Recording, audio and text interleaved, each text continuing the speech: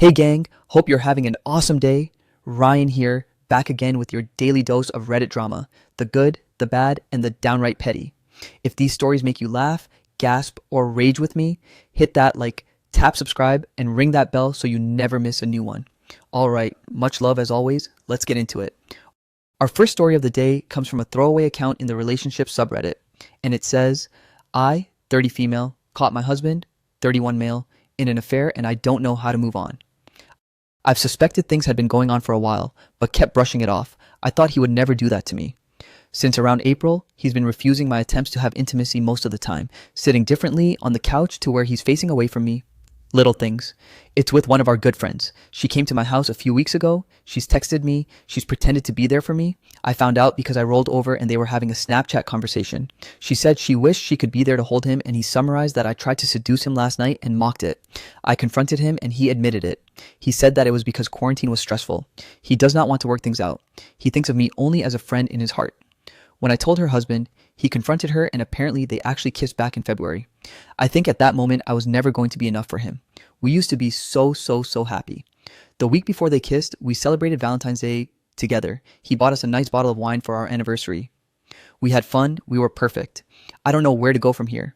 We've been married only about a year. I feel like he took so much from me and doesn't even want to go to therapy or work this out. I don't want to leave my house, but everywhere in it, I see him.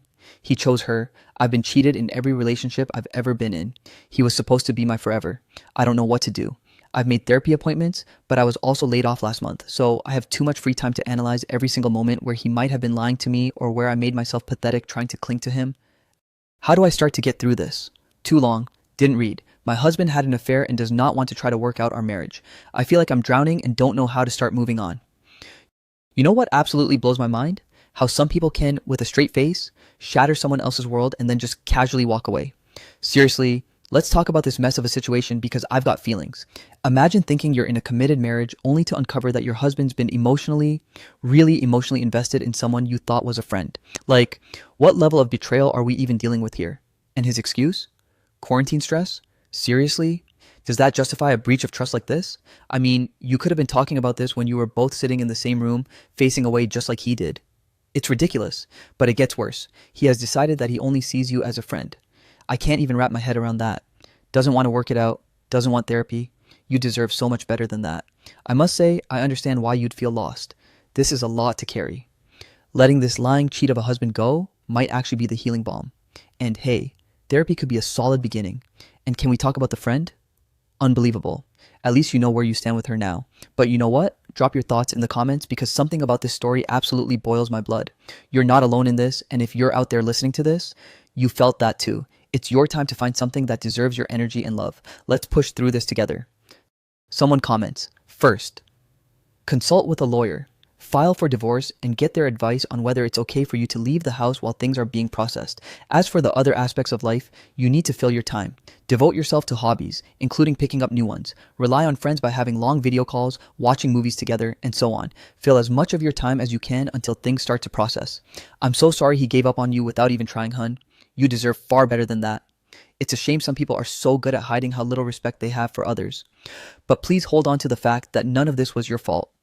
There is absolutely zero reason for a partner to cheat, ever, and there is absolutely no justification that can put even a shred of the blame on you. OP responds, thank you. The worst thing is that he tried to turn it on me this morning, saying that things had been off, but it only started being off when he started this affair and began gaslighting me.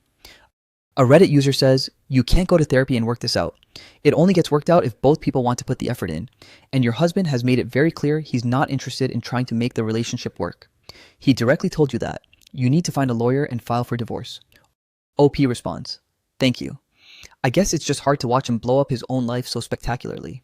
It's like I'm watching a cruel puppet of my husband. A Reddit user says, the first thing you need to do is decide what your initial step in the divorce process will be. Go talk to a lawyer. Many offer free initial consultations. You are posting here asking for emotional support, and you clearly need it. But the main thing you need to do is get yourself out of this terrible situation where you are married to someone who doesn't care about you. You will feel better if you start taking definite steps in that direction. People post here all the time about discovering their partner cheated or had an affair, but they want to work things out and the poster doesn't know how to trust them. Your husband is making this easy for you. He doesn't even pretend to want to work on things. Don't forget that decision of his, even if he later changes his mind and wants to work things out. He has chosen the other woman in a clear and unambiguous way. Even if he chooses you later, you already know that won't stop him from looking for a better option. Even if your friend decides to end the affair for good, you should assume your husband will look for yet another alternative option to you. Therapy is also a good idea when you can get around to it. You might also look around for support groups, maybe surviving infidelity, or maybe a local group of some kind, or maybe just a friend or family member or two whom you can turn to right now. Not your husband, obviously. OP responds, "Thank you. I will absolutely be heading over to that subreddit." Months later, the OP returns with an update on her situation, sharing her next steps and feelings. First of all, I just want to thank everyone here for the support I received following my first post back in August. At the time, it truly felt like my world was ending. It was important to me to make this update because I need to tell anyone who's currently going through the same thing, it gets better. You will get so much better. I had one conversation with my husband since everything happened, by his choice. It lasted maybe 5 minutes and was like talking to a robot. I know from others that he cries to people about how he ruined his life, but I have never once gotten an apology or the same show of regret. At this point, I don't care. I know him and the other woman are still seeing each other, and frankly, they deserve each other. Good for them. While I still feel angry occasionally, I no longer mourn what I once had. Instead, I'm so excited for the life I now get to live. I moved to a small, walkable city and gave myself my dream apartment. It makes me so happy to see how I've decorated it and to just live in a cozy place instead of our old dreary house. I was the breadwinner in our marriage, and he would make me feel awful about wanting to pay for nice meals or do fun things. Since moving here, I've done a ton of foodie fun stuff and don't feel guilty. It's so refreshing. I have dipped my toe into the dating pool again and had plenty of mediocre dates from dating apps. Recently, I found someone who I've really clicked with and am enjoying how appreciated and desired he's made me feel. It's definitely early and we're moving slow, but overall, dating has made me realize that I'm a catch who doesn't have to settle. Therapy has done wonders, and I'm so happy I immediately dove into it. My therapist is proud of me. I'm proud of me. I've stopped looking at being divorced as a failure. He failed, not me. I'm genuinely happy and excited to wake up each morning and no longer feel like this terrible weight is sitting on my chest. The holidays were surprisingly easy, and I found myself so happy to spend time with my family without having to compromise anything. So all in all, life is good and there's so much of it ahead. Looking back, I can't believe I wasted so much time thinking about how I could get him to come home. I've made my own home and my own happiness, and that is worth so much more. In summary, husband left me for another woman. He sucks, but things get better. Oh man, this update just took me through a roller coaster of emotions. So, let's unpack this. You first caught your husband cheating, and honestly, I'm just imagining the absolute heartbreak you must have felt back then. And then, he's giving you the cold, robotic treatment? Are you kidding me? I mean, the audacity of this guy. He cries to everyone else but can't muster up even a half-baked apology to you? That's just laughable. But you know what? I am living for this glow-up story. You moved to a different city and got yourself a dream apartment. How iconic is that? And treating yourself to all those fun culinary adventures without his negativity? That's just amazing. You're thriving, and I'm here for it. And dipping your toes back into dating? Brave move. Kudos to you for realizing you're a catch and not settling for mediocrity. Therapy? Brilliant decision. I mean, you sound like an entirely new person, someone who's figured out that their happiness doesn't have to be tied to someone who clearly didn't appreciate them. In the end, you not only survived, but totally redefined yourself. If there ever was a person who deserves a damn medal, it's you. So, drop your thoughts below, folks, and let's give a round of applause to this powerhouse of a person for showing us all how it's done. A Reddit user says, "This makes me so happy. Good for you, original poster. You rock." OP responds, "Thank you. I forgot to mention above, but I also received a new job offer and am happily busy with fulfilling work again as well." Someone says, "Yes, you are a total queen." And you're right, they do deserve each other. I'm glad you were an adult about it and didn't pull up to fight anyone like my mom would have. Haha. You are an independent, strong woman, and all you can really do is wish him the best and hope he'll change one day. You make me proud to be a woman, and now, whenever I quit being so single and this happens, I'll know what to do. Thank you. OP responds, "I did plenty of cringeworthy things. Trust me. Looking back, it was really all part of the grieving process, but I'm happy with where I am now. I didn't fight anyone, but I wasn't exactly silent about what the two of them were up to." Nearly 4 years later, the OP returns with an update to share her journey post-separation. She says, "Wow, I can't believe this happened over 5 years ago now. In some ways, it feels like it happened to me in a different life. I still get messages asking about this and figured I could add some insight into how life can look a few years down the line after everything gets completely and utterly wrecked. Good news. If you put in the work, it looks pretty great. First of all, where is my ex-husband now? I haven't had contact with him since September of 2020 and largely don't keep track of things, but I can see that this man still follows me on Instagram and watches all of my stories. I considered blocking him, but just let it be. I think it's the petty part of me who's living a full life that's fine with rubbing it in a bit. He and the affair partner did get married after a whoopsie kid, and I'm pretty sure they had another. But they also both lost their jobs as teachers. He got her a job at his school, so she was working with an entire staff that knew they had an affair and had to move to the middle of nowhere. Last I heard of them, the affair partner had been texting his former best friend unhinged rants about not including them in get-togethers or allowing my ex-husband to be a groomsman in his wedding. But enough about them, because they already took up way too many pages in my story. When we last left off, I think I had just moved to a new city. Shout out to Richmond, Virginia. I was largely just finding myself again. I think the change of scenery was the best thing that I did for myself. I was never meant to live in the suburbs, and moving to a beautiful little city where I can walk to coffee shops, bakeries, and bookstores honestly helped my mental health as much as the therapy. I bought a house here a couple of years ago and have really settled in. Then I got my puppy, a corgi named Bilbo Baggins, who really is the true love of my life. He is the greatest thing to happen to me and is just such a fantastic chunky guy. We go to a local dog park with a bar all the time, and he even has his own little dog social group. Kids aren't something I plan on, so he is basically my son. It hasn't all been perfect. My dad passed away, my best friend moved across the country, and I largely haven't really been dating much the past couple of years. Dating hasn't been a huge priority for me, and my friends say that I'm probably too picky. I say that I know what it's like to be in a marriage with someone who might love you but doesn't like you, and it's worth not settling.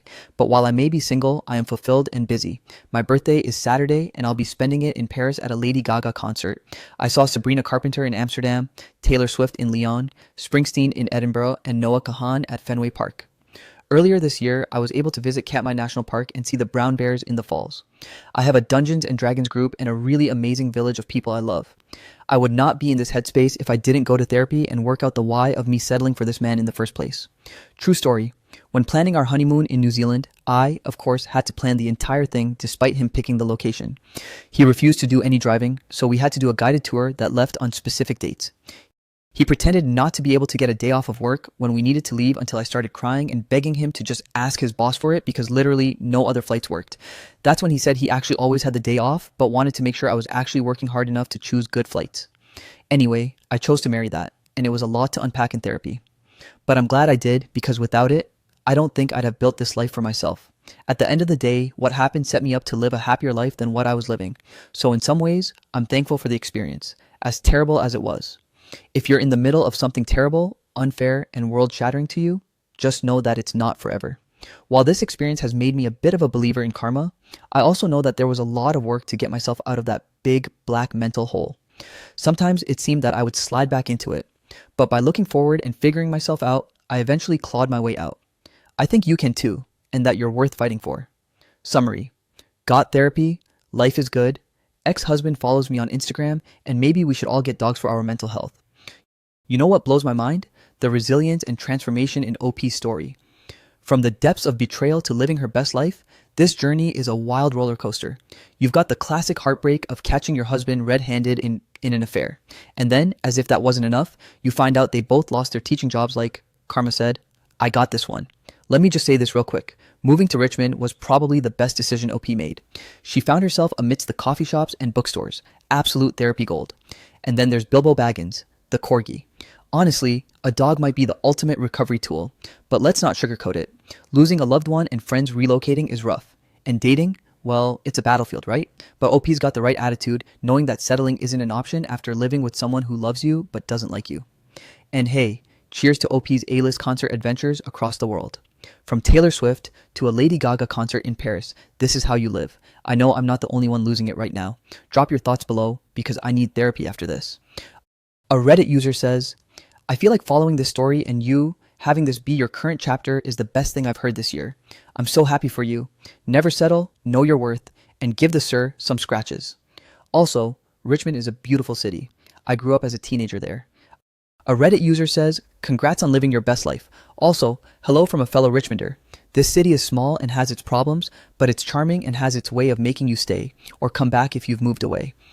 I'm glad you're just doing your thing and enjoying your life with your pup. Best ending. OP responds, Oh Richmond, we might not have water for a week, but we do have Fat Rabbit, so it evens out. The next story comes from a commenter in the relationship advice subreddit, and it says, I, 27 male, was shown a screen recording of my girlfriend's 33 female Tinder profile. I, a 27-year-old male, was sent a screen recording of my 33-year-old female girlfriend's Tinder profile.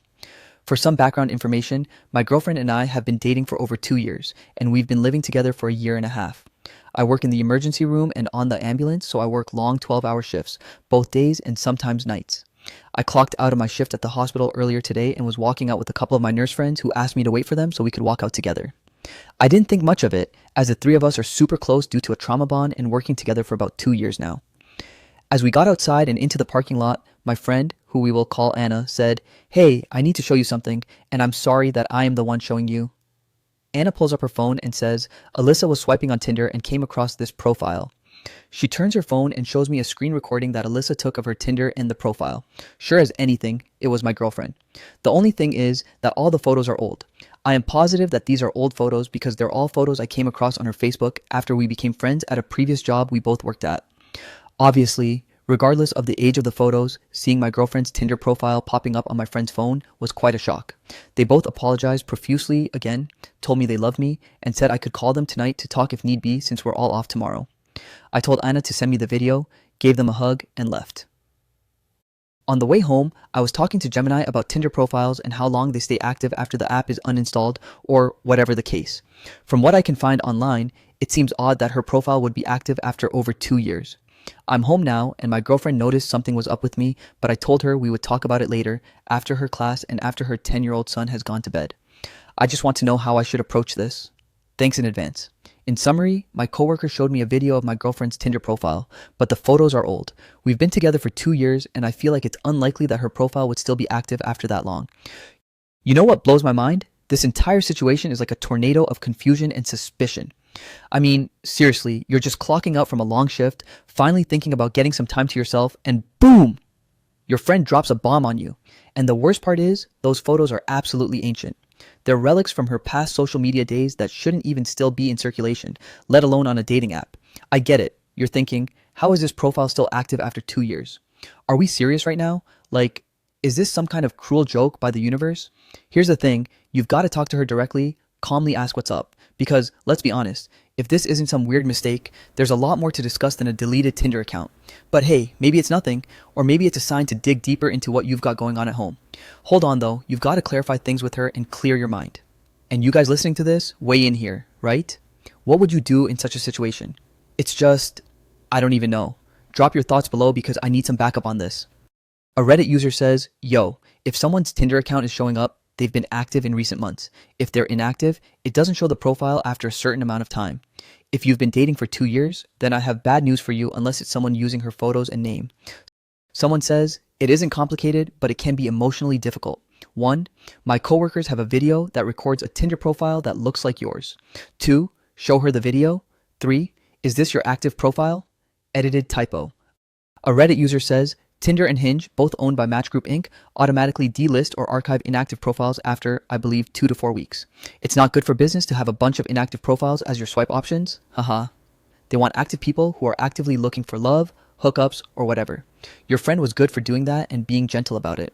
There is a chance your girlfriend may have downloaded or opened the app out of curiosity or some other superfluous reason, but I wouldn't latch onto that, nor would I give her any ideas before hearing what her explanation is. Unfortunately, 99 times out of 100, the only reason someone would ever download or open that app while in a relationship is that they're typically planning their exit, which, unfortunately, is something many people do in today's day and age. Nobody wants to sit with the discomfort of a breakup anymore. They'd all rather monkey branch, have their new supply lined up, and then dump their current significant other. Sad times. Sorry you had to find out this way, and I'm sorry your soon-to-be ex-girlfriend is so disappointing. You deserve better. Just a day later, the OP returns with an update and shares this. I know a lot of you were wanting an update, so here we are. I will also add background information and clarification as I wrote this while my head was spinning 1,000 miles per hour. 1. Her child is 10 years old. I can see how the 10 male could be confusing.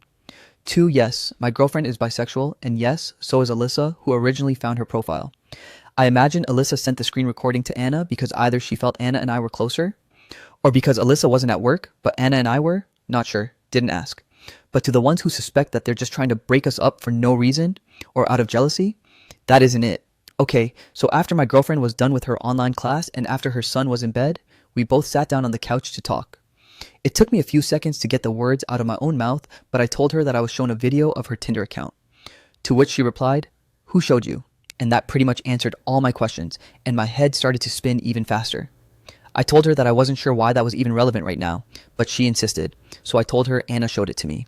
She has also met Anna and knows that Anna is straight, 6 months pregnant, and married. I told her that Alyssa had sent it to her and she showed it to me. Again, questioning why this was relevant, I again asked her if she was on Tinder. She replied yes. She admitted to downloading it a week ago and attempting to match with women for flirtatious conversations and attention.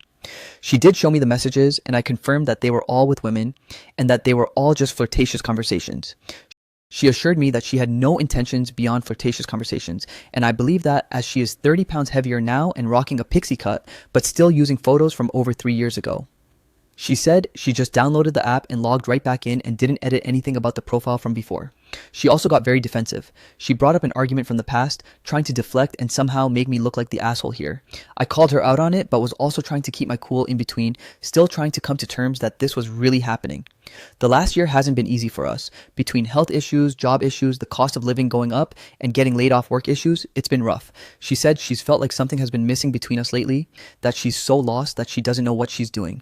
She sobbed and told me she made a really stupid mistake, to which I agreed. I told her how stupid I felt because when I was shown the video by my friends, I almost just laughed it off because it was so out of left field and the photos were old and awful. I told myself, there's no way. I don't know what to do. As said previously, we have lived together for 2 years. I contribute my income to the home mortgage and all other monthly bills. She co-signed on the car I bought because I started developing credit late and had terrible credit. We have the same phone plan. We're on the same car insurance. So much of my life is wrapped up in the relationship, I don't know where to begin unraveling it. I don't know where to go. Currently, I think I am sticking it out here until I can build up my credit and hopefully my savings. I just got laid off at one job, so I'm working part-time in the ER until I start my new job in December. First, I'm honestly just so lost myself. I know I should leave, but I care about her. I am scared to put her and her son in a bad spot. After the year she's had, I don't know what she would do. She doesn't have a support system behind her. She has me. Someone says, this would be immediate breakup territory for me. These are issues she should have brought up to you for conversation as opposed to seeking outside validation. She is putting herself before the relationship. Her need for attention will continue to grow. Eventually, harmless flirting won't be enough, so she will take it a step further. She is in a committed, monogamous relationship. The only person she should be seeking attention from is you. Man, I'm actually speechless. It's one of those situations where you're caught between a rock and a hard place, right? How do you even move forward when your lives are so intertwined? But hey, that's life, layered and complicated with leftover bits of heartache and hope, and each decision feels like pulling on a massive knot, not knowing if you're unraveling it or making it tighter. Anyway, folks, that's where we'll leave it for today. I don't know about you, but I definitely need to hear your thoughts on this. If you've ever been stuck in a web like this, share your experiences down in the comments. Also, if you enjoyed losing your mind with me on this roller coaster, give us a thumbs up and don't forget to subscribe for more wild stories. Hit that bell icon so you never miss the latest drama. And as always, I've got more videos coming your way, so feel free to binge watch the madness.